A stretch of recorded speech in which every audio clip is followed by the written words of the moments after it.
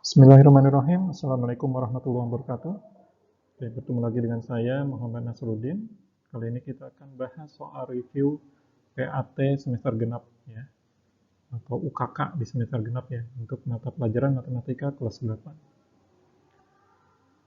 Mudah-mudahan setelah pembahasan soal review ini, teman-teman semua bisa mengerjakan PAT-nya dengan mudah ya, bisa mendapatkan nilai sempurna ya, sesuai dengan harapannya. Oke, baik. Langsung saja kita ke nomor pertama. Bismillahirrahmanirrahim. Soal 1. Nah, perhatikan segitiga ABC di samping. Ya, yang tidak sesuai dengan teorema Pythagoras adalah, pertama, teman-teman harus tahu dulu mana yang merupakan sisi miring atau hipotenusanya dari segitiga siku-siku yang ada. Di antara gambar di sini, maksudnya di antara garis sisi ya, sisi pada segitiga yang yang ada ditampilkan. Nah, ini teman-teman harus tahu hipotenusanya yang mana, AB kah, BC kah, atau AC. Hipotenusa itu adalah garis terpanjang. Mana garis terpanjang? Atau sisi miring, atau sisi yang sehadap dengan 90 derajat. Ternyata itu yang AC ya. Nah, ini adalah hipotenusanya.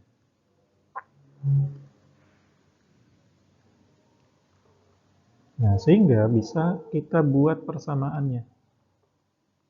Pertama, kalau yang yang ditanyanya hipotenusanya atau garis AC, kita pakai kuadrat ya, atau pangkat 2. Sama dengan, berarti garis AB-nya dikuadratkan ditambahkan dengan garis BC. Kuadratkan, gitu ya. Itu, kalau AC kuadrat sama dengan AB kuadrat ditambah BC kuadrat. Kalau misalkan AB kuadrat, yang ditanyanya ya, ini berarti hipotenusanya ini yang dikurang oleh garis BC kuadrat, gitu ya. Kemudian kalau misalkan garis BC-nya yang ditanya BC kuadrat sama dengan, berarti hipotenusanya ya, AC kuadrat dikurang oleh AB kuadrat. Gitu ya. Nah, sekarang kita selidiki atau mana yang sesuai, mana yang tidak sesuai. Yang A, ini AB pangkat 2 sama dengan AC pangkat 2 dikurang BC pangkat 2. Kita cek ya.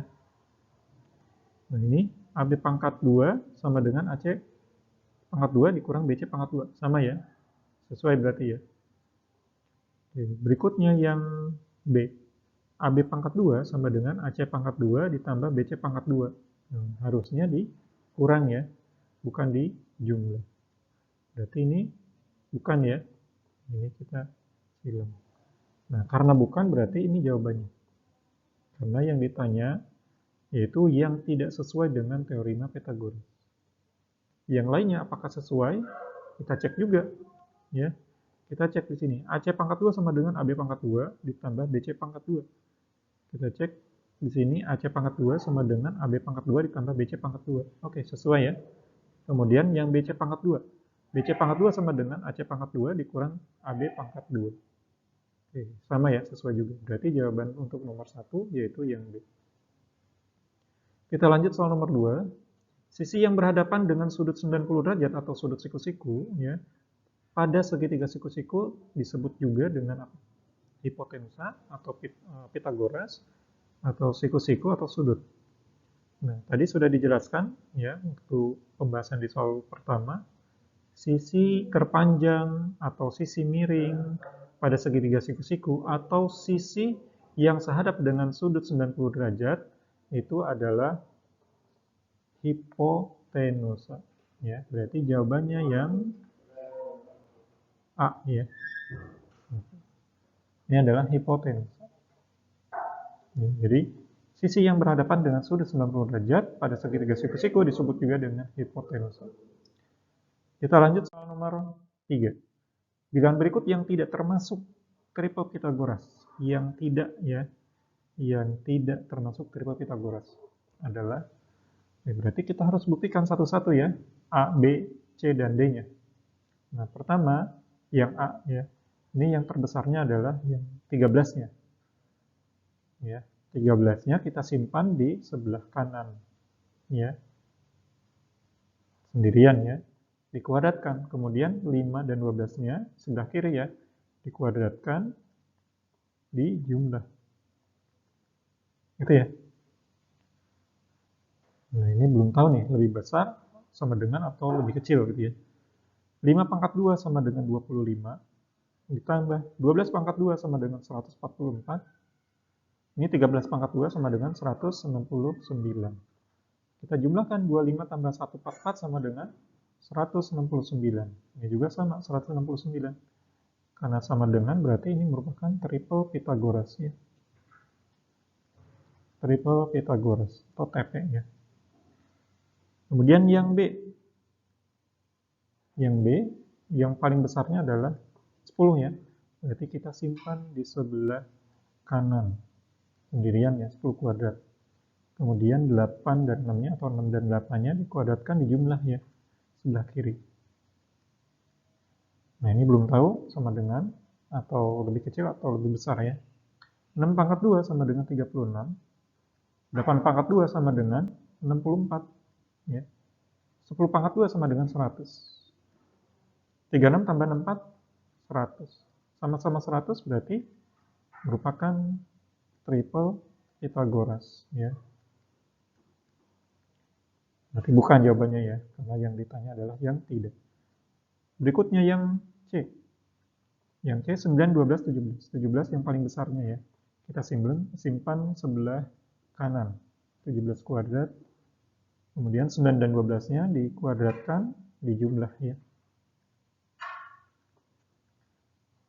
Nah, 9 pangkat 2 sama dengan 81. 12 pangkat 2 sama dengan 144.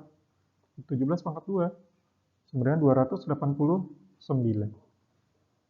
81 tambah 144 sama dengan 225. Ini 289. Lebih besar yang 17 pangkat 2. Nah, ini berarti bukan triple Pythagoras ya. Cenderungnya apa? Segitiga tumpul. Berarti bukan ya. Bukan triple Pythagoras. Jadi jawabannya, kalau yang ditanya tidak, berarti jawabannya yang C. Ya. Karena bukan triple Pythagoras. Tapi kita boleh buktikan untuk yang D ya. Yang D ya, triple Pythagoras atau bukan ya. Ini 12, 16, 20. 20-nya paling besar, berarti kita simpan di sebelah kanan. 12 kuadrat ditambah 16 kuadrat gitu ya. 12 pangkat 2 sama dengan 144. 16 pangkat 2 sama dengan 256. 20 pangkat 2 sama dengan 400. Kita jumlahkan 144 tambah 256 sama dengan 400. Sama-sama 400, berarti merupakan triple Pythagoras. Jadi betul ya, jawabannya yang C. Berikutnya soal nomor 4, panjang BC pada segitiga di bawah ini adalah panjang BC. Nah, ini segitiga siku-siku ya. Untuk menentukan salah satu sisi pada segitiga siku-siku menggunakan Pythagoras ya. Nah, ini yang ditanya ya, panjang BC-nya. Nah, karena hipotenusanya itu adalah 15 ya, berarti untuk menentukan panjang BC, ya, BC sama dengan, atau boleh begini dulu ya, BC kuadrat sama dengan hipotenusanya AB kuadrat dikurang AC kuadrat, gitu ya. Kalau kita hilangkan kuadratnya pada BC, berarti BC sama dengan akar dari AB kuadrat dikurang AC kuadrat, gitu ya. Jadi BC sama dengan akar dari AB-nya itu 15 ya, jadi 15 pangkat 2 dikurang AC-nya 12. 12 pangkat 2. Jadi BC sama dengan akar dari 15 pangkat 2 itu 225, dikurang 12 pangkat 2, 144. Ya. BC sama dengan akar dari 225 dikurang 144 sama dengan 81. Sehingga BC sama dengan akar dari 81 sama dengan 9. Jadi jawabannya adalah 9 cm, yaitu yang D. Kita lanjut soal nomor 5. Panjang AB pada segitiga di bawah ini adalah 4 cm. Maka panjang BC adalah, nah di sini yang diketahui hanya satu sisi saja panjangnya ya, yaitu yang AB saja, 4 cm. Menggunakan Pitagoras akan kesulitan ya. Nah di sini teman-teman bisa menggunakan perbandingan dari segitiga dengan sudut istimewa 30 derajat, 60 derajat, dan 90 derajat. Ya. Nah, perbandingan dengan sudut seperti ini, 30 derajat, 60 derajat, dan 90 derajat, yang harus dipahami atau diingat ya, perbandingannya itu nilai atau sisi terpanjang ya, sisi terpanjang adalah 2, terpendek 1, ya, sisanya akar 3. Gitu ya. Terpanjang 2, terpendek 1, sisanya akar 3. Nah, ini ya perbandingannya. Nah, kemudian kita buat nih perbandingannya. Jadi AB per 1 ya, karena AB 1 ya, sama dengan kalau BC akar 3, BC itu akar 3, terus kalau AC 2 ya. Jadi AC per 2. Nah, yang ditanya adalah BC. Yang ditanya BC. Yang diketahui di sini AB ya, AB, kemudian yang ditanya adalah BC. Berarti AB dan BC yang kita gunakan. Karena yang ditanya BC, kita boleh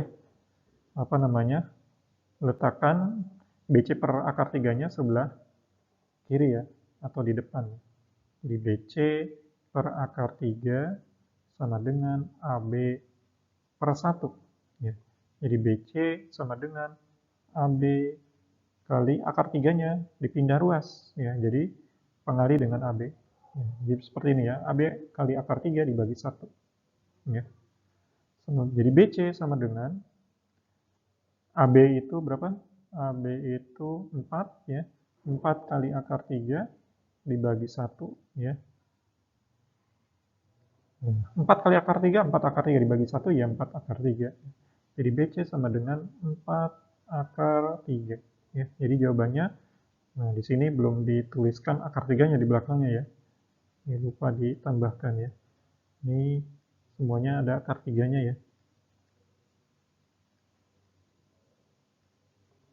Jadi jawabannya yang C.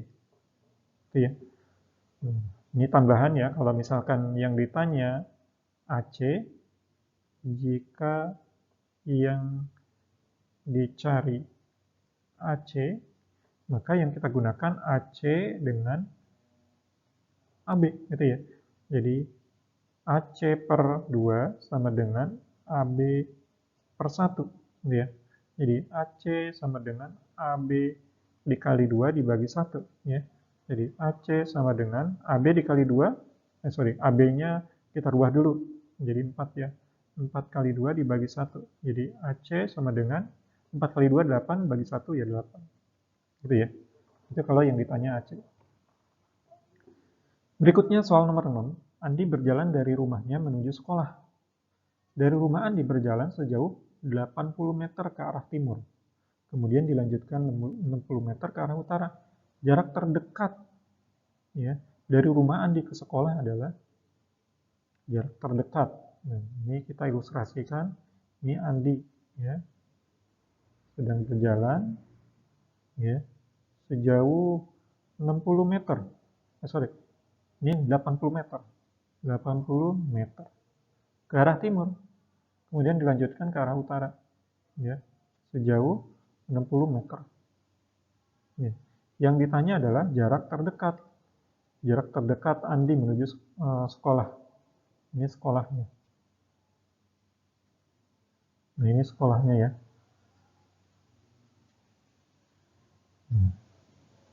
Jarak terdekat itu adalah dari Andi menuju sekolah, diambil garis lurus. Nih, anggap sebagai X ya.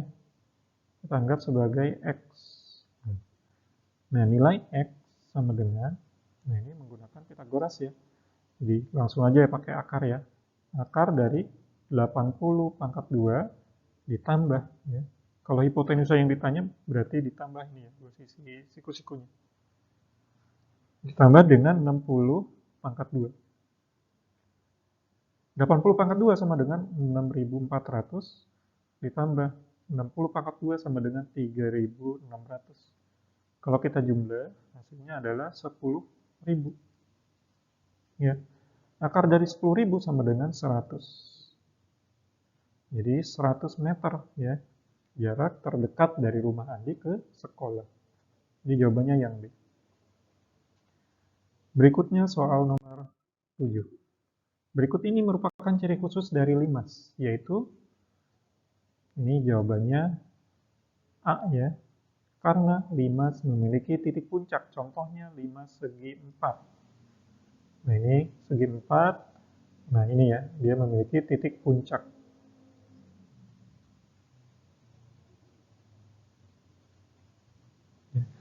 Kemudian memiliki dua pasang sisi yang sama bentuk dan ukurannya, ini bukan ya. Memiliki panjang rusuk yang sama, ini cenderungnya ke kubus. Memiliki sepasang sisi berhadapan yang sama bentuk dan ukurannya, ini cenderungnya ke prisma. Ya. Oke, itu ya, jadi ciri khusus dari limas yaitu memiliki titik puncak. Limas segi 3, limas segi 4, segi 5, segi 6 masih memiliki titik puncak. Berikutnya soal nomor 8, pada gambar di bawah ini merupakan alat pengumpul sampah tanpa pegangan berbentuk prisma segitiga ya, yang dibuat dari plastik. Luas plastik yang diperlukan untuk membuat alat tersebut tanpa pegangan adalah, nah ini yang harus dihitung. Ini ya, kalau tanpa pegangan berarti ini ya, pegangannya tidak digambarkan ya. Kalau misalnya ada pegangan bisa di sini nih. Nah, ini pegangannya. Yang dihitung luas dari serokannya ya. Kalau pengumpul sampahnya ya, ini luas 1 yang bentuknya segitiga, luas 2 segitiga juga sama nih. Segitiga 1 dengan segitiga 2 sama. Kemudian luas persegi panjang yang bawah atau luas ketiga, kemudian luas keempat, luas persegi panjang yang merupakan sisi tegak. Nah, kita bisa hitung satu-satu. Luas 1, ini luas 1 sama dengan, bentuknya segitiga ya, berarti rumusnya adalah setengah kali alas segitiga kali tinggi segitiga ya, sama dengan 1/2 dikali dengan 20 ya, alasnya 20 dikali 15 sama dengan 150 cm persegi. Luas 2 sama segitiganya ya, kita salin aja ya, sama dengan luas 1 ya, jadi 1/2 dikali alas kali tinggi dikali sama dengan 1/2 dikali 20 dikali 15 ya, sama dengan 150 cm persegi. Kemudian luas 3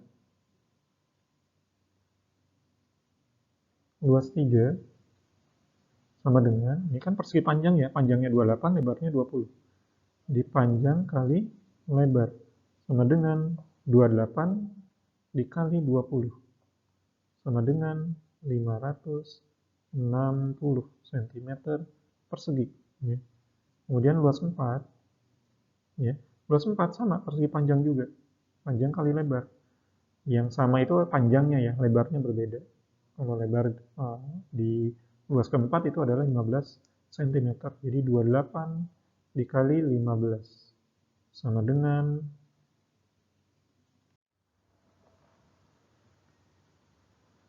420 ya, cm persegi. Nah, kemudian kita jumlahkan. Ini totalnya. Jadi totalnya sama dengan 300 tambah 980 hasilnya adalah 1280 cm persegi. Ya, jadi jawabannya yang C. Berikutnya soal nomor 9. Volume dari prisma di bawah ini adalah, nah, di sini adalah prisma segitiga. Jadi luas alas segitiga, ya. Di mana volume prisma, rumusnya adalah luas alas kali tinggi prisma. Ya. Jadi volume prisma, ini IP aja ya. Luas alasnya berarti luas segitiga setengah kali, langsung aja ya, yang digunakan alasnya yang 5 atau yang 12 boleh gitu ya. Mau yang mana boleh aja ya. Kalau misalkan alasnya 5 berarti tingginya 12. Kalau tingginya 12 alasnya yang 5. Ya sorry, kalau alasnya 12 tingginya 5 gitu ya. Boleh dibagi. Kecuali yang 13. 13 itu adalah sisi miring ya, tidak bisa digunakan dalam perhitungan luas. Berarti di sini 5 kali 12 dikali tinggi prisma. Tinggi prismanya itu adalah 20 ya. Sama dengan ini 20-nya dibagi 2, 10 ya. Iya, 5 kali 12 60, 60 kali 10 600. 600 cm kubik. Itu volume dari prisma. Jadi jawabannya yang C. Soal nomor 10, gambar di bawah ini merupakan jaring-jaring dari bangun. Di sini clue-nya adalah lebih banyak segitiganya, ya. Segitiganya jumlahnya itu sesuai dengan salah satu sisi atau bangun perseginya ya. Di sini ada segi 4 ya, bangun datarnya ya. Di sini bangun datarnya ada satu segi 4 ya. Kalau segi 4 berarti ada 4 segitiga. Kalau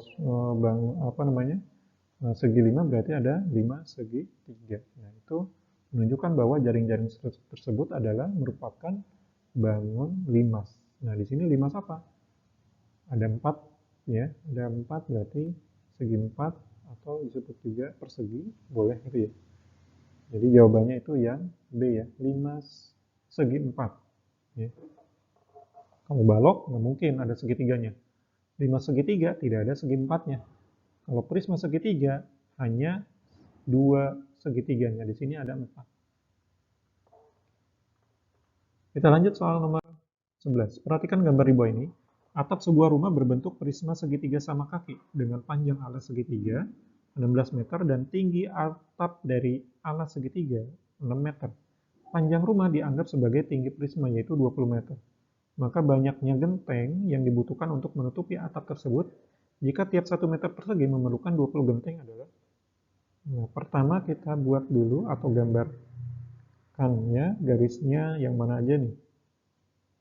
16 meter itu yang ini ya. Nah, ini 16 meter.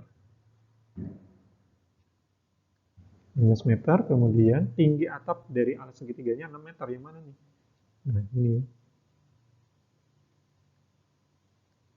Ini 6 meter. Kemudian panjang atau tinggi prismanya itu 20 meter. Ini 20 meter.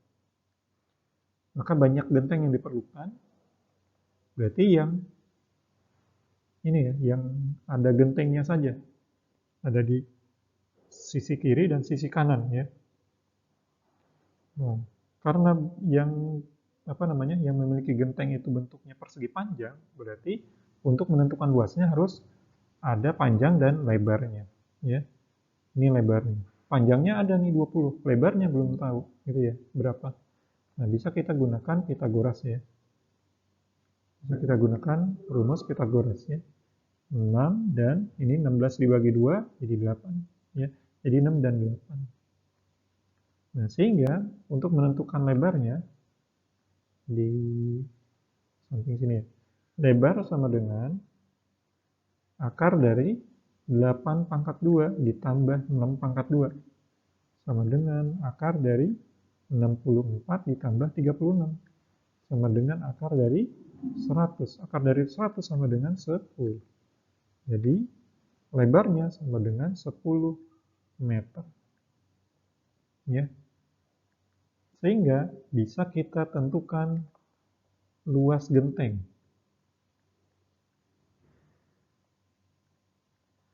Luas genteng di sini ada 2 persegi panjang ya, kiri kanan ya. Berarti 2 kali luas persegi panjang.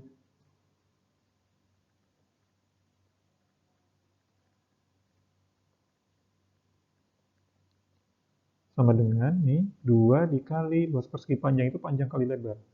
Panjang kali lebar ya. Sama dengan 2 dikali 20 kali 10. Hasilnya sama dengan 400 meter persegi. Kemudian kita hitung berapa keperluan genteng ya dengan luas 400 meter persegi tersebut ya. Di mana tiap 1 meter persegi memerlukan 20 genteng. Berarti tinggal kita kalikan. Jadi banyak genteng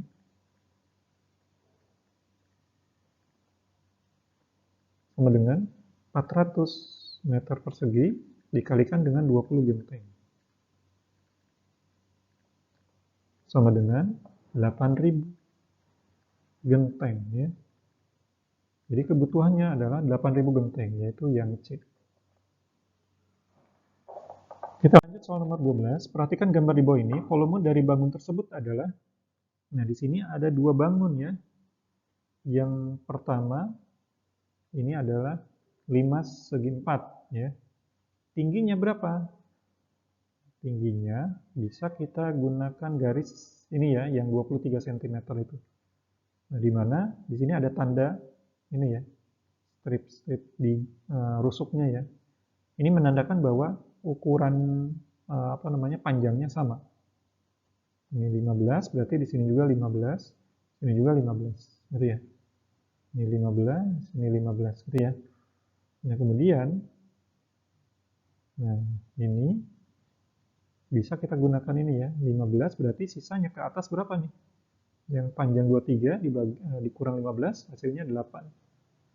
Ya, 8 ini sama halnya dengan tinggi limasnya. Ya. Ini 8 sama halnya dengan tinggi limasnya. Sehingga bisa kita tentukan volume limasnya. Volume limas. Volume limas itu rumusnya adalah 1/3 ya. Pokoknya pasti kali 1/3 ya untuk semua limas ya. 1/3 dikali luas alas kali tinggi prisma. Tinggi limas.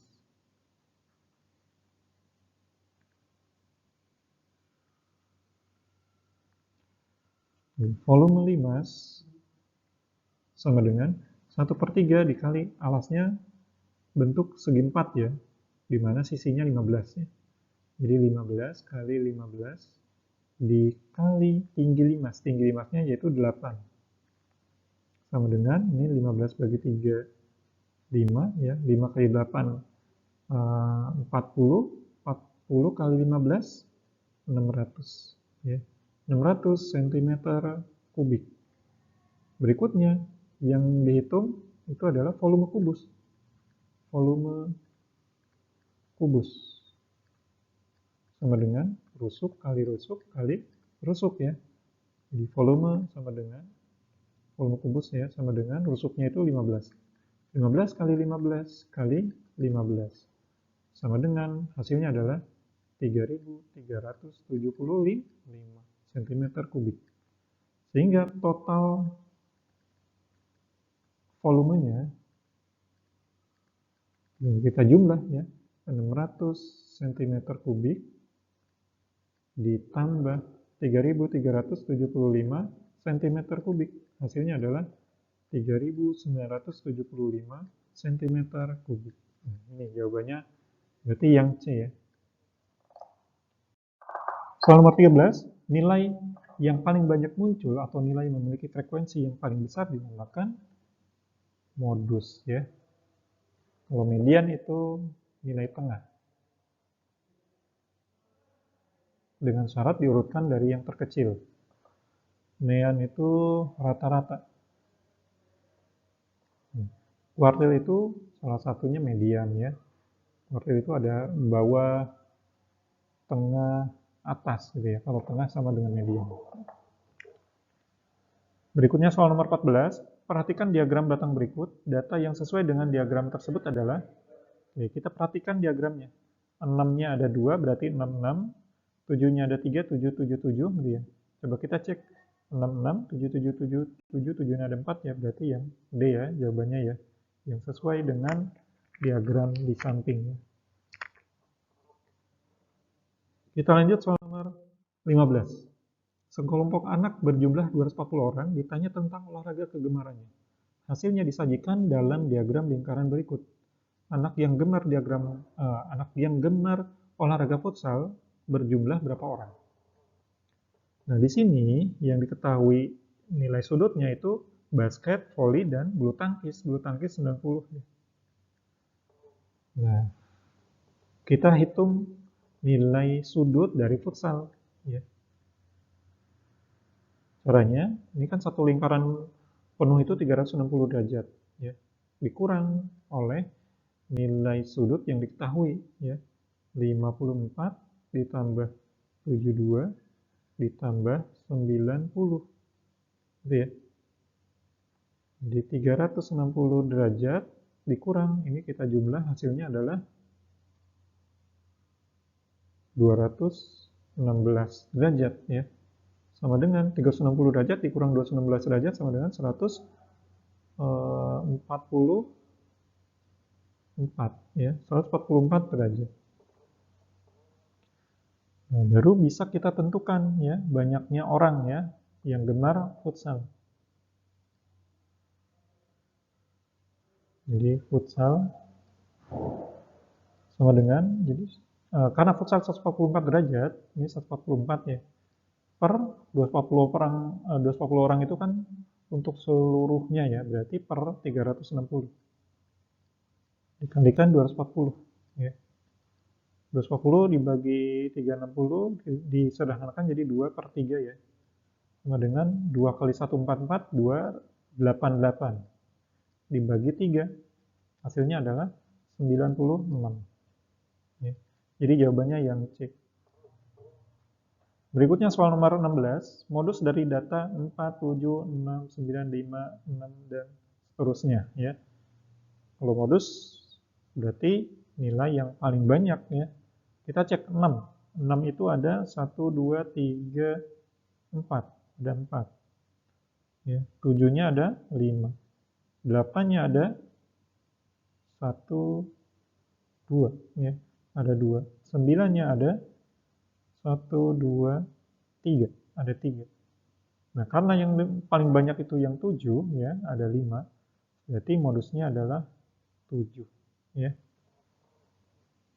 Kita lanjut soal nomor 17. Median dari data 9, 4, 5, 3, 8, 7, dan seterusnya adalah, kalau untuk median, syaratnya harus diurutkan dulu. Dari yang terkecil.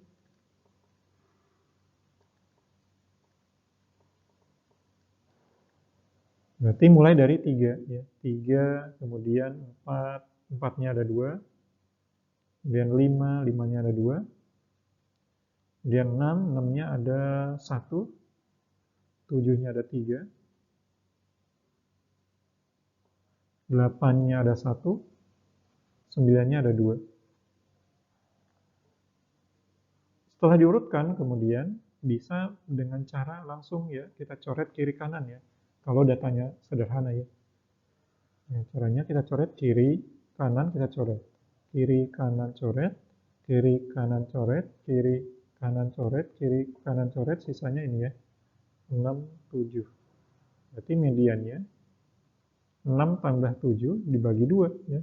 Sama dengan 13 per 2 sama dengan 6,5. Berarti mediannya yang C. Kalau sisanya 2 ya, 2 angka. Kalau sisanya hanya satu angka, satu bilangan saja ya, itu adalah nilai mediannya langsung ya. Jadi tanpa dijumlah dan dibagi 2. Tapi kalau 2 dijumlah dibagi 2 ya.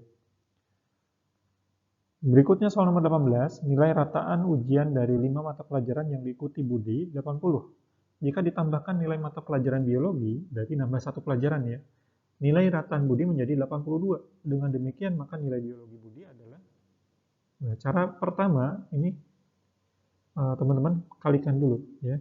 Jadi 5 mata pelajaran, rata-ratanya 80, berarti 5 kali 80. Sama dengan 400 ya. Kemudian, jika ditambahkan nilai pelajaran biologi, berarti tambah 1. Yang tadinya 5 mata pelajaran, ditambah 1 jadi 6 mata pelajaran. Rata-ratanya menjadi 82. Kita kalikan, 6 dikali 82 sama dengan 492. Nah, untuk menentukan nilai biologi, kita cari selisihnya.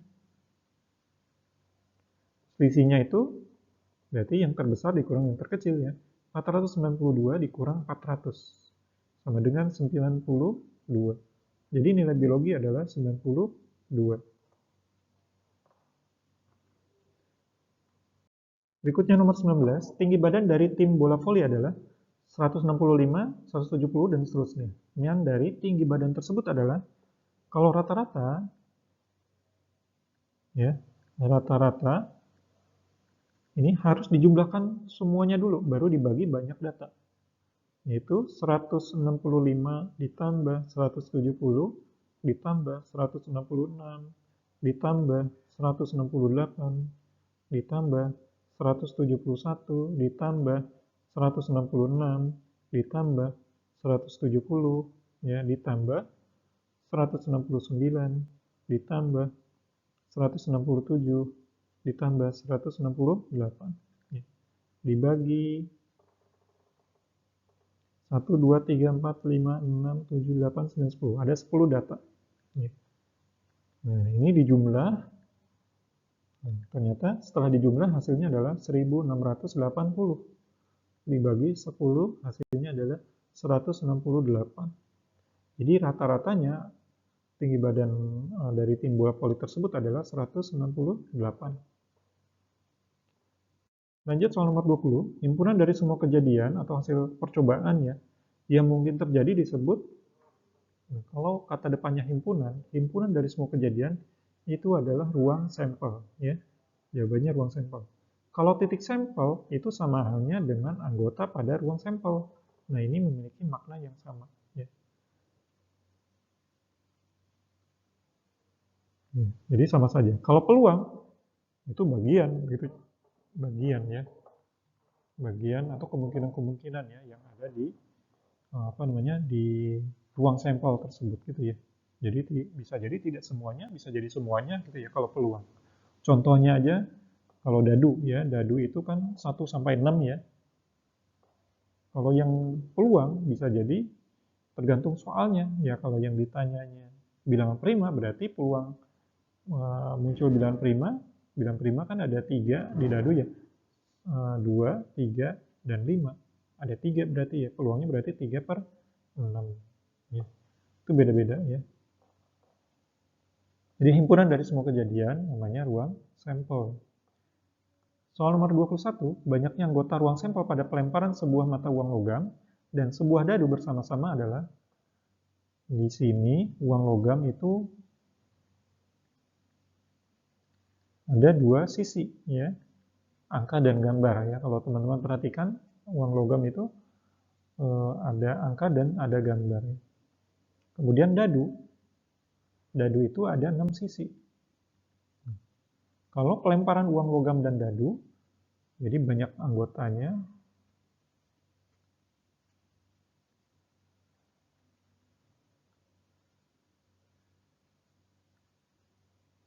Berarti dikalikan ya, 2 dikali 6. 2 dikali 6 sama dengan 12 ya. Jadi 12 anggota. Jadi jawabannya yang C. Lanjut soal nomor 22. Sebuah kotak berisi 6 kelereng merah, 5 kelereng kuning, dan 4 kelereng hijau. Jika satu kelereng diambil secara acak, maka peluang terambilnya kelereng kuning adalah, ini merah 6, merah ada 6 ya. Terus kuning ada 5, hijau ada 4. Nah, ini kita jumlah. Hasilnya adalah 15 ya. Jadi totalnya ada 15. Nah, yang ditanya, peluang terambilnya kelereng kuning. di mana kuning di sini ada 5 ya. Ada 5 kelereng, berarti 5 per totalnya 15. Jadi 5 per 15. Ya, jadi peluang terambilnya warna kuning yang B ya, 5 per 15. Kalau mau disederhanakan boleh. Jadi 1 per 3. Tergantung nanti di pilihan gandanya ya, pakainya 5 per 15 atau 1 per 3. Oke, kita lanjut. Soal nomor 23. Dua buah dadu dilambungkan bersama-sama. Peluang munculnya mata dadu berjumlah 8 dari kedua dadu adalah yang berjumlah 8. Nah, yang berjumlah 8 itu 6 dengan 2, ya, ini jumlah 8 kan ya. Terus 5 dengan 3, terus 4 dengan 4, ya. Terus 3 dengan 5, terus 2 dengan 6. Ini semuanya berjumlah 8. Sehingga peluang muncul 8, maksudnya muncul mata dadu berjumlah 8, sama dengan, ini ada 1, 2, 3, 4, 5, ada 5 ya. 5 per totalnya, kalau 2 buah dadu, kalau 2 buah dadu berarti per 36. Jadi 5 per 36. Jawabannya yang C. Lanjut soal nomor 24. Sebuah dadu bersisi 6 dilambungkan sebanyak 180 kali. Frekuensi harapan muncul mata dadu bilangan prima ganjil adalah, teman-teman harus tahu dulu rumus frekuensi harapan. Ya. Rumusnya adalah peluang kejadian A dikali dengan banyak kejadian.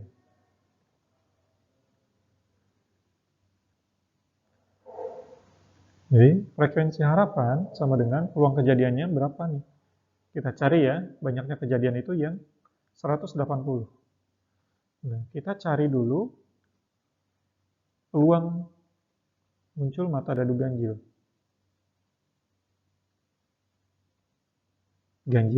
Prima ganjil ya.